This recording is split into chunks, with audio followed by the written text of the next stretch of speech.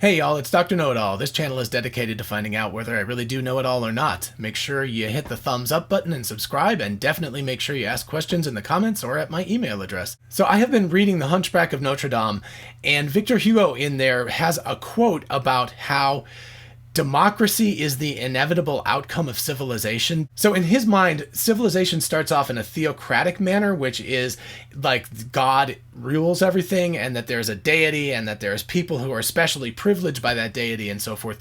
And that the eventual outcome of the evolution of society is what he kind of is going for, is that democracy will come out on top. I want to take a little bit of umbrage with this thought on his part. I think it's somewhat naive, and I want to talk about my sort of point of view of this, and then how we can allow democracy to continue. Because I feel like democracy, or a representational government of some sort, I mean, after all, the United States is not a democracy, it's a republic, so let's be clear about that. A representational government is something that is very, very valuable to the masses of people.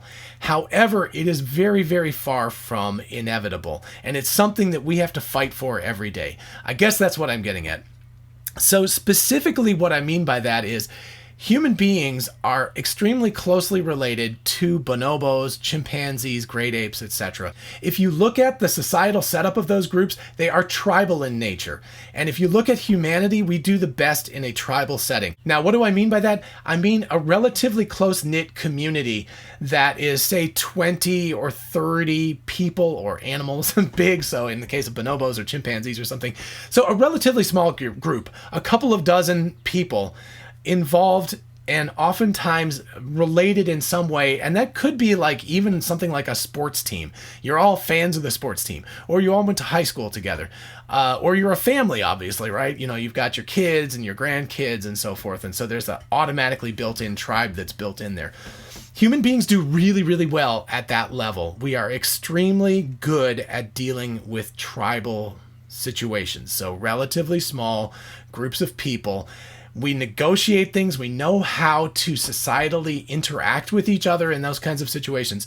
Now, what happens is when you grow out from that, right, when you get into the hundreds or thousands or millions of people that create a modern day society, we're terrible at that. I mean, the current viral crisis that is going on in the world has cost over 400,000 lives.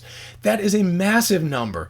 And yet, I at least, and I imagine most of you, kind of, it's just a number.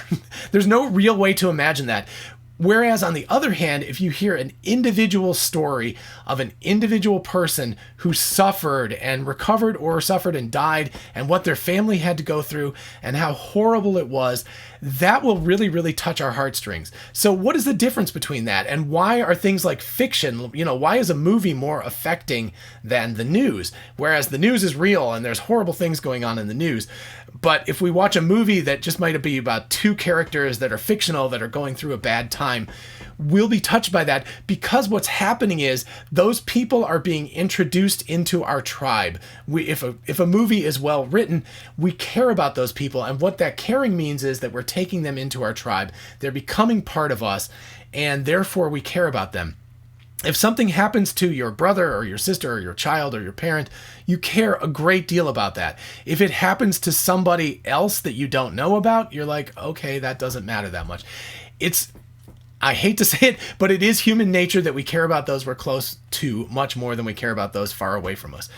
So how does this work its way in towards society? Well, the problem is that autocratic society, which is a relatively small group of people controlling the world, the society around them, is a very, very strong push. Because let's say you got in power. Let's say you became the president or the premier or whatever it is in a given country. If you become that, or even if you have power around that person, you are going to be very strongly motivated to hold on to that power. And the reason why is because it's not just for you, it's for your tribe, it's for your offspring, it's for your siblings, it's for your spouse, even for your parents potentially. There's this need to collect resources and hold on to it. And the problem with that is that if you are a person in power, then you want to hold on to that power in order to control that. I would even go so far as talking about, with all of these protests that have been going on, that the police are in a situation right now, and I'm not dissing on the police. It's a very difficult job, but you have a situation where you've got people who have a lot of power in society. If you have somebody who has the legal right to arrest you or shoot you dead, that is a huge amount of power. And that power, as Alfred North Whitehead said, will corrupt. And what that means, I think you need to dig into that a little bit deeper. What that power means is that you've got a tribe, you've got a group of police officers who are going to protect themselves over other people. And that goes for any group of people that have power over other people. It goes for jailers over those who are in jail. It goes for those who are in charge of a society over those who are members of that society.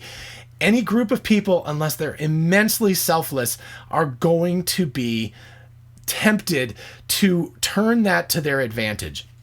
That's, again, I would very much state that is human nature. That's the way it goes. So how do we maintain a representational or democratic society?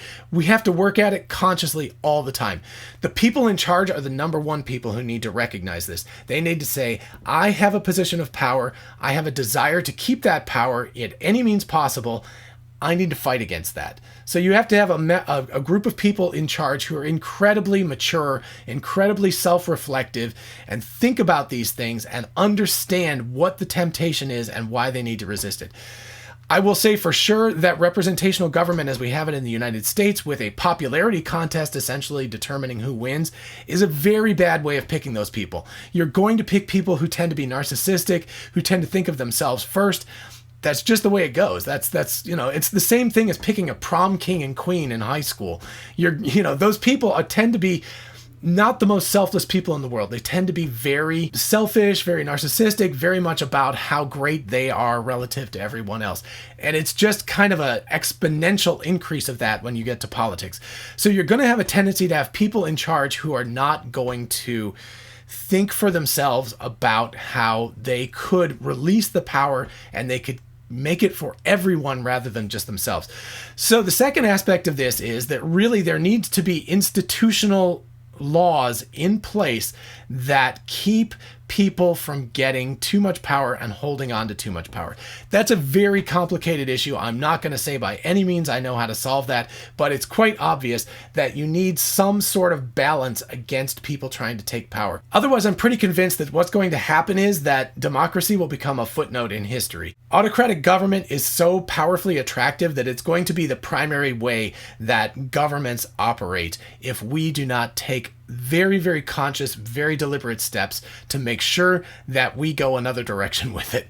So that's what I'm saying. I'm saying that democracy and representational government are not by any means a given, and that we really, really have to concentrate on that, and we have to make sure that every day we are thinking about how to maintain that form of representational government. If we don't, we are very much treading on a dangerous ground where we could immediately go back to an autocratic type of government. And that's, I guess we'll deserve that if that's what we get, because we haven't stood up and we haven't said loudly enough, we need a representational government.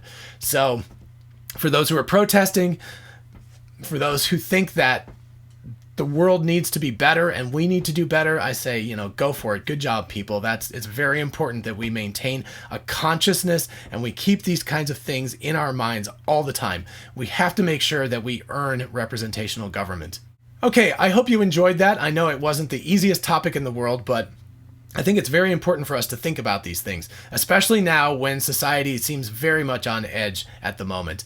Definitely make sure you hit the thumbs up button and you subscribe, and definitely make sure you ask questions in the comments or at my email address, which is DrKnowItAllKnows@gmail.com. Till next time, bye-bye.